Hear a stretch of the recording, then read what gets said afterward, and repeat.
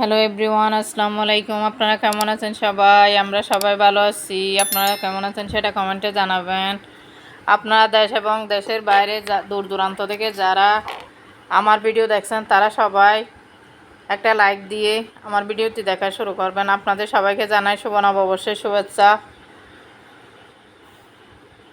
এখন আমি স্কুলে যাওয়ার জন্য যাওয়ার পথে আর কি দৃশ্যগুলো আপনাদের জন্য একটু আজকে ধারণ করে নিলাম। আমি যে এলাকায় চাকরি করি সেটা হচ্ছে একটা উপকূলীয় এলাকা। এই যে মধ্যখানে রাস্তা, এক পাশে নদী আর এক পাশে বাড়িঘর আর কি। এই যে অনেক বড় নদী, আপনাদেরকে ভিউটা অনেক সুন্দর, তাই আমি একটু ভিডিও করলাম। এখন আমি যাওয়ার পথে আমি নিজেকে একটু ভিডিও করে নিলাম যে গাড়িতে করে যাচ্ছি আর কি স্কুলে।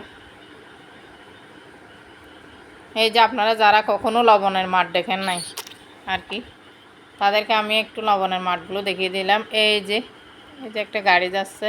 এই যে লবণের মাঠগুলো এরকম এভাবে খণ্ড খণ্ড করে লবণ দিয়ে প্লাস্টিক উপরে আগে লবণের পানি দেওয়া হয়, এরপর প্লাস্টিক দিয়ে নিচে আগে প্লাস্টিক পাইতে এরপরে পানি দিয়ে লবণ তোলা হয় আর কি। এটা একটা উপকূলীয় এলাকা আর কি। এখানে অনেক বড় একটা সমুদ্র আছে, আপনাদেরকে একদিন দেখাবো যদি আমি সমুদ্রের এখানে যাই। এখানকার ভিউ অনেক চমৎকার, আপনাদের মাঝে শেয়ার করব। যাওয়ার পথে অনেক বাড়ি দেখা যায়, বাড়িগুলো এমনি কাছে কাছে না, একটা বাড়ি। খোলামেলা এলাকাটা। আমি এখানে বয়স দেওয়ার সময় আমার বাচ্চারা একটু কণ্ঠ পেতে পারেন, সেটা একটু ইগনোর করবে। এই যে লবণের মাঠ,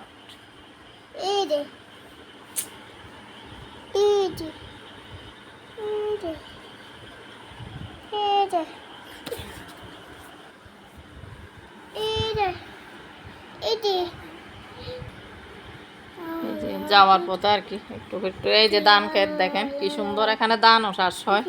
এই যে ধানগুলো পেকে যাচ্ছে একদম সুন্দর করে।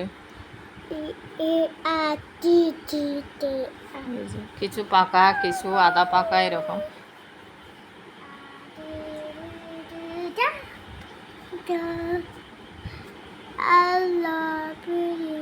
আমাদের স্কুলে পহেলা বৈশাখ উদযাপন হয়েছিল, সেটা আর ভিডিও ধারণ করতে আমি ভুলে গেছি, না হলে আপনাদের মাঝে শেয়ার করতে পারতাম।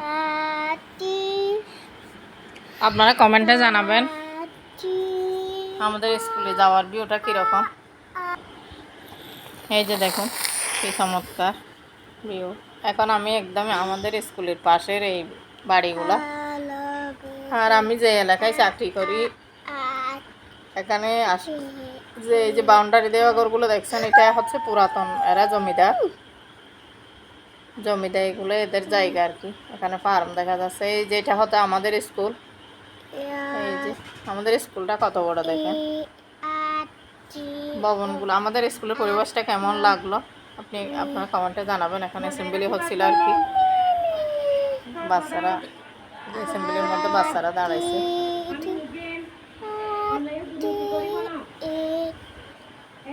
আমাদের টিচারগুলো সবাইকে তুললাম না। এই যে আমাদের একটা স্যার। আজকে আমি কোনোদিন আপনাদের মাঝে বাড়িতে বাজার করে শেয়ার করি নাই। আজকে আমার হাজব্যান্ড কী কী বাজার আনছে সেগুলো একটু আপনাদেরকে বলছি। এখন বাজার একটা একটা খুলে আপনাদের দেখাচ্ছি কী কী আনছে দেখুন। এই যে ডিম, এখানে হাঁসের ডিম আর মুরগির ডিম, দেশি হাঁসের ডিম আর কি, দেশি হাঁসের ডিম আর মুরগির ডিম।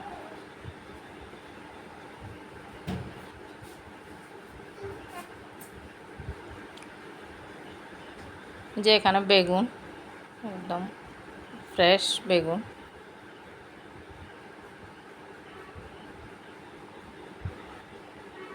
এটা হচ্ছে কাঁচামরিচ।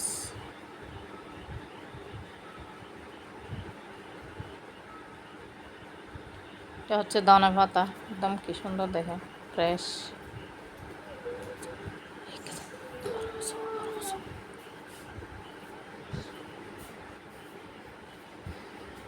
যে এখানে ছোটো কুচু চিংড়ি বলে, আপনারা বলেন কুচু চিংড়ি শুদ্ধ ভাষায়, আমরা বলি এগুলাকে বিং আমাদের চট্টগ্রামের ভাষায়, কুচু চিংড়ি আর কি। এটা একটা ইলিশ মাছ আনছে।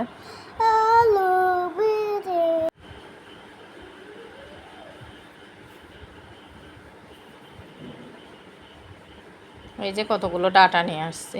আজকে ডাটা আর ইলিশ মাছ দিয়ে একটা রেসিপি করব। আপনারা অবশ্যই ভিডিওটা না টেনে দেখবেন, আপনার কাছে অনুরোধ রইল। আপনারা এ পর্যন্ত যারা একটা লাইক দেননি তারা অবশ্যই একটা লাইক দিয়ে আমার ভিডিওটি কন্টিনিউ করবেন, আর ভিডিওটি স্কিপ করবেন না। আর যারা আমার ভিডিওতে এই পর্যন্ত আমার চ্যানেলে সাবস্ক্রাইব করে আমার পাশে আছেন তাদেরকে অসংখ্য ধন্যবাদ। আর যারা এখনও সাবস্ক্রাইব করেনি তারা সাবস্ক্রাইব করে আমার সাথে চলতে পারেন। এখানে সয়াবিন আনছি, তারপরে একটা বিম লিকুইড, একটা পাউডার দুধ মার্কসের, আর একটা টিস্যুর প্যাকেট, আর একটা রাঁধুনি মশলা রেডিমিক্স, আর একটু চিকন জিরা আর কি। এটা আমার পুরনো লাগে সব সময়, চিকন জিরা। দুইটা ব্রাশ, একটা আমার ছোটো বাচ্চার জন্য আর একটা আমার জন্য।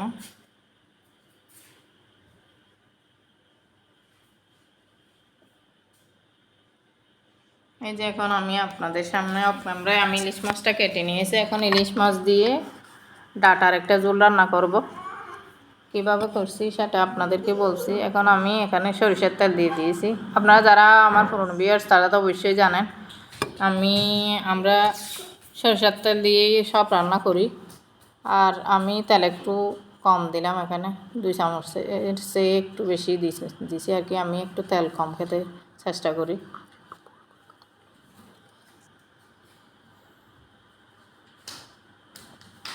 কাঁচামরিচ দিয়ে দিলাম।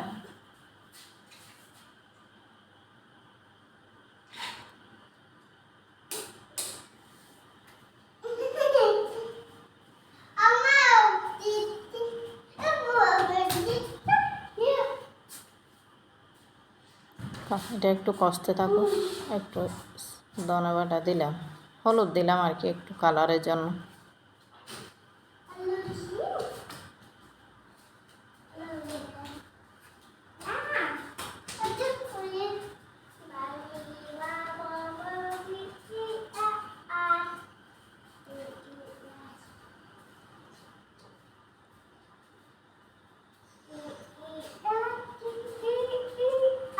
এখন হলুদ দিয়ে দিয়েছি, এখন 3 চামচ, সরি এখানে 3 চামচ আমি টমেটো বাটা দিয়ে দিচ্ছি।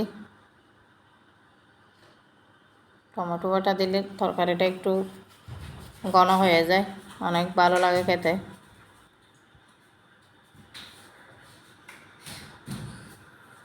এখন আমি একে একে শুকনো মশলাগুলোও দিয়ে দেবো। এগুলো একটু কষিয়ে নিচ্ছি আর কি, যাতে কাঁচা গন্ধটা চলে যায় টমেটোর।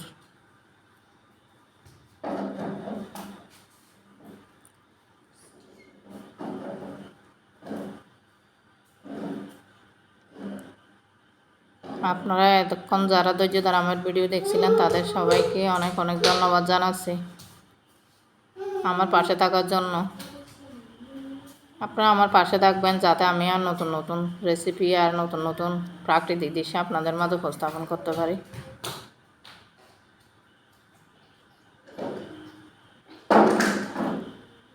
তরকারিটা কষাচ্ছি আমি সুন্দর করে, দেখুন কি সুন্দর কালার আসছে। এখন আধা চামচ ধনিয়া,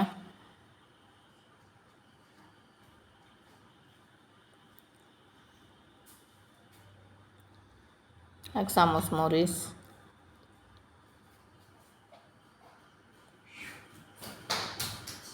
এক চামচ হলুদ, এক চামচের চেয়ে একটু কম, যেহেতু আগে একটু দিয়েছিলাম। পাশের চুলায় হচ্ছিল ডাল তুলে দিয়েছিলাম আমি। এবার আমি মাছগুলো দিয়ে দিচ্ছি। ইলিশ মাছ, এখানে একটা ইলিশ মাছ কেটে নিয়েছি, সেখান থেকে 3 টুকরা মাথাটা দিয়ে এই সবজিটা রান্না করব। আর বাকিগুলো কালকে আমি ভেজে আরেকটা আইটেম বানাবো।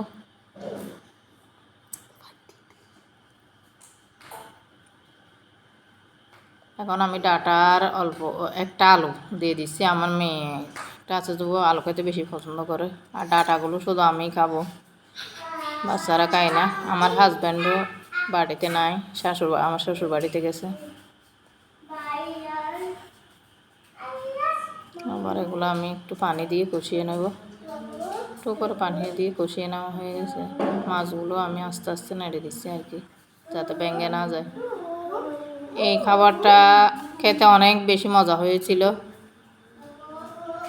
আমি যেহেতু খাওয়ার পরে বয়েছি সেজন্য বলতে পারছি আর কি, এত বেশি মজা হয়েছিল। আর ইলিশ মাছটা এত মজা, এত ফ্রেশ ছিল, মনে হয় এটা পদ্মার ইলিশ।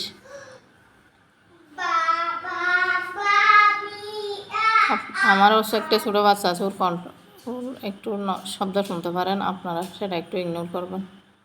আমার রান্না এই যে এখন আমি একদম গরম ঝোল দিয়ে দিয়েছি সিদ্ধ করা পানি থেকে আর কি। পরিমাণ মতো পানি দিয়েছি, আপনারা আপনাদের পরিমাণ মতো পানি দিবেন, আপনাদের যতটুকু লাগে ততটুকু।